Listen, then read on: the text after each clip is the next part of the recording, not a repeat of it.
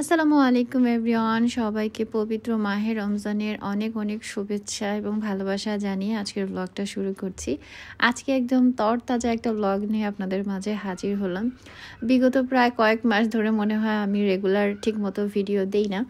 তো আজকে ভাবলাম যে না, একদম তরতাজা, মানে আজকে যেহেতু প্রথম রমজান আর প্রথম রমজানের ব্লগটাই আপনাদের সাথে একেবারে আজকের দিনেই শেয়ার করছি, সেই জন্য বললাম যে তরতাজা একটা ব্লগ নিয়ে হাজির হলাম। আশা করছি আপনারা সবাই অনেক ভালো আছেন, সবাই রমজান মাস অনেক অনেক ভালো কাটুক, সেই প্রত্যাশা করে আজকের ব্লগটা শুরু করছি।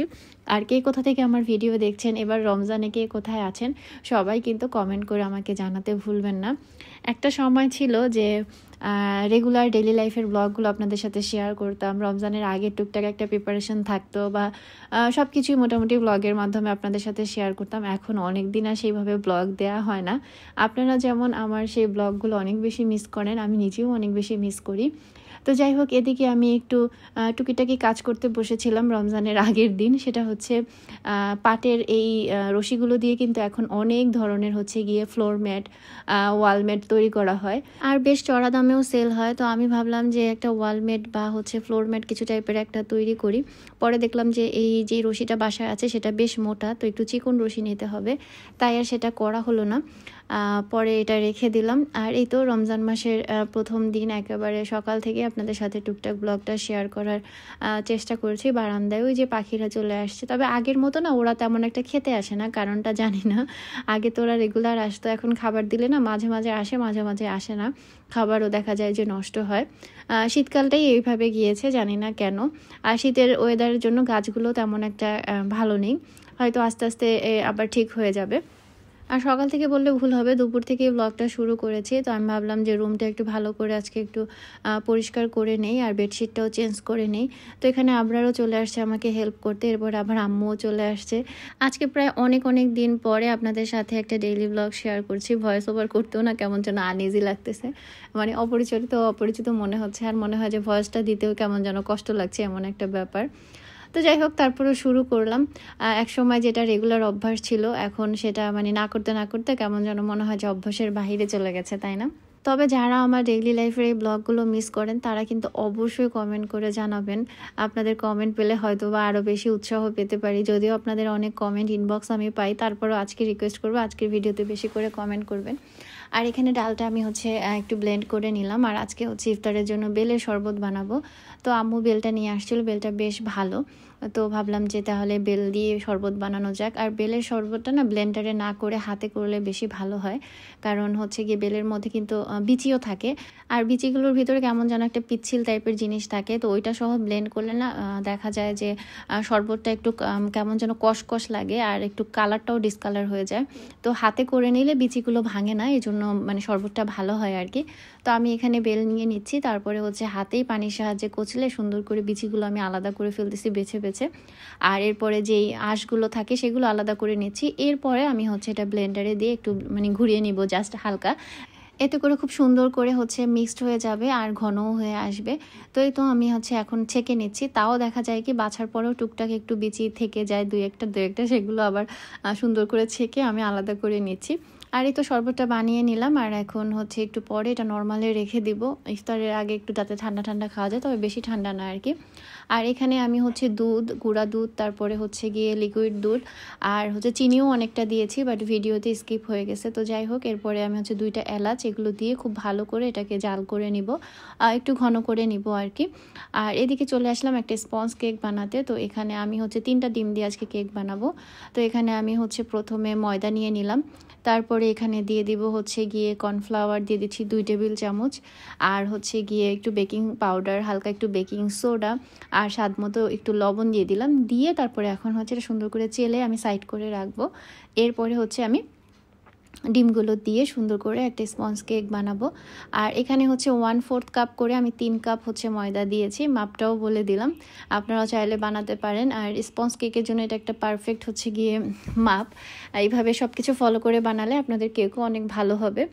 আর আজকে হচ্ছে মালাই কেক বানাবো, তো মালাইটা তো আমি রেডি করেছি, আর এখানে ডিমের ফোমটা খুব ভালো করে আমি বিট করে এরকম ফোম করে নিয়েছি। তারপরে এখানে ওই শুকনো চালা যেই উপকরণগুলো ছিল সেগুলো অল্প অল্প করে দিয়ে আমি সুন্দর করে একদিকে ঘুরিয়ে ঘুরিয়ে মিক্সড করে নিচ্ছি। টুকটাক ফাঁকে ফাঁকে আরও অনেক কাজ করেছি, কেন যেন সব কিছু আজকে মানে ভিডিও করার কথা ভুলে যাচ্ছিলাম, যেহেতু অনেক দিন ভিডিও করি না। তো এরপরে আমি একটা স্কোয়ার মোল্ডে হচ্ছে আজকে কেকটা সুন্দর করে চুলায় বেক করে নিতেছি, আর এটা কিন্তু ফুলে প্রায় ডাবল হয়ে যাবে।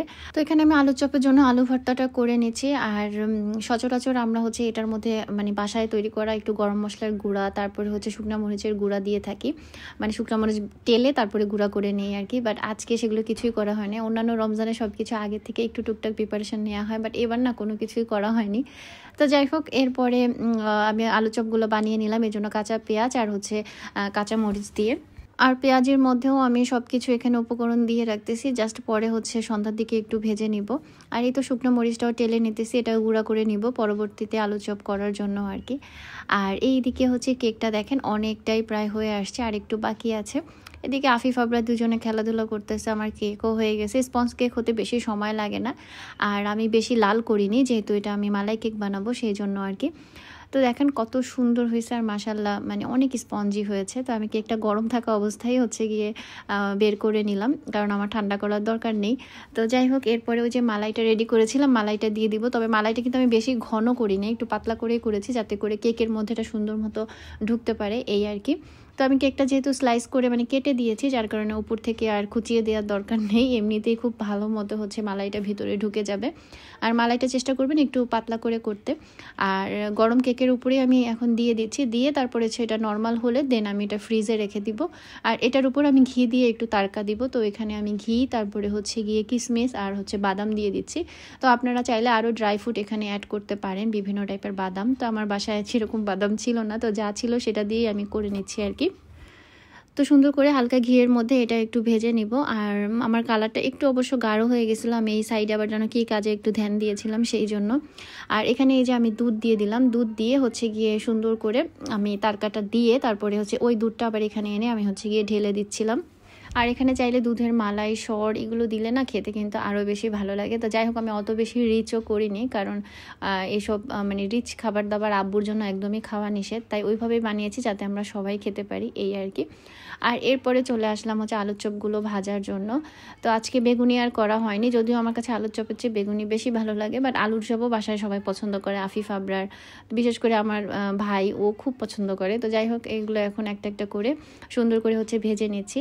আর যতই ফ্রাই প্যান কিনি না কেন, কাজ করি না কেন, এই ছোট্ট ফ্রাই প্যানটার প্রতি মায়া ছাড়তে পারি না। এটা আমার সংসার জীবনের একদম শুরুর দিকের ফ্রাই প্যান, আর এত সুন্দর ভালো সার্ভিস এখনও দিয়ে যাচ্ছে, কিন্তু বেচারার অবস্থা বেহাল।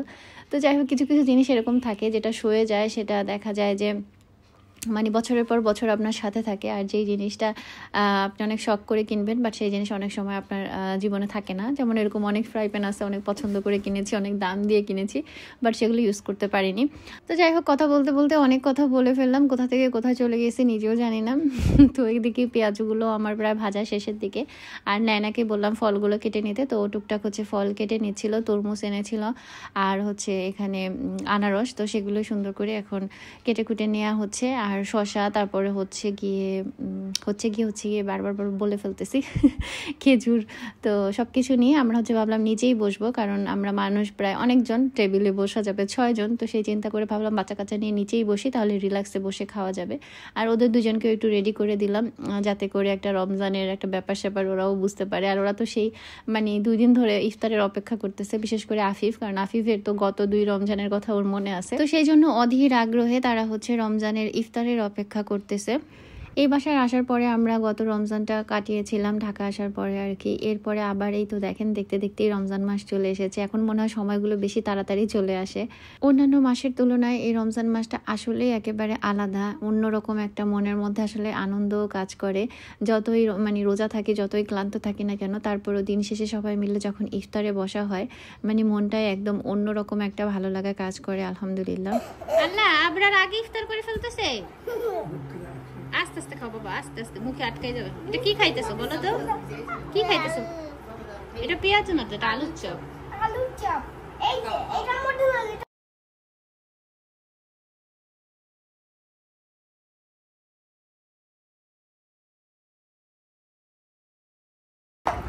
কি খাও আবরার?